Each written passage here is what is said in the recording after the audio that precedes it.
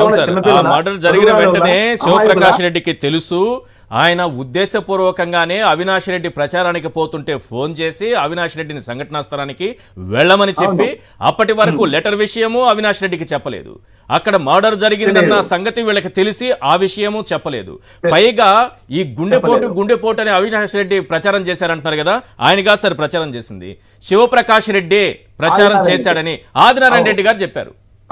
ఆదినారాయణ రెడ్డి గారు చెప్పారు. అది ఒకసారి వినిపిస్తాను, అవసరం అయితే జనం కూడా గుర్తొస్తుంది, ఒకసారి వినాలి ఆదినారాయణ రెడ్డి ఏమన్నారనేది. ఈ గుండెపోటు గురించి ప్రచారం చేసింది అవినాష్ రెడ్డి కాదు, శివప్రకాష్ రెడ్డి, వైఎస్ వివేక బావమర్ది ఆదినారాయణ రెడ్డి ఈ విషయం చెప్పారు. ఒకసారి వినండి అందరూ. వాళ్ళు ఉన్నప్పుడు జరిగినది.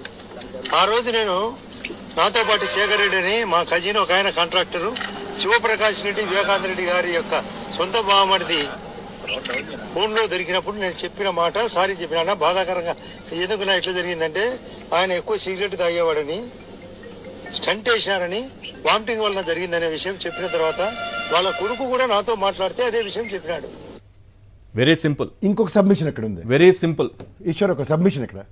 అన్న ఇంకో విషయం వాళ్ళ దగ్గర పనిచేస్తున్నటువంటి 30 years నుంచి పనిచేస్తున్న పిఏ కృష్ణారెడ్డి గారిని 18/10/2021 హైదరాబాద్ వాళ్ళ ఆఫీస్ పిలిపించుకుని ఆమె మేము చెప్పినట్టు ఒక ఫాల్స్ ఎవిడెన్స్, ఫాల్స్ స్టేట్మెంట్ నువ్వు మ్యాజిస్ట్రేట్ ముందు ఇవ్వమని చెప్పేసి ప్రెజర్ చేస్తే ఆయన నేను ససేమిరా నేను చూసింది నాకు తెలిసిందే చెప్తాను అని ఆయన గట్టిగా తన యొక్క వాళ్ళని నిరూపించేటప్పటికి వాళ్ళిద్దరి మధ్య సునీత అండ్ కృష్ణారెడ్డి మధ్య గొడవ జరిగితే మధ్యలో ఈయన నర్రెడ్డి రాజశేఖర రెడ్డి ఎంటర్ అయి సునీత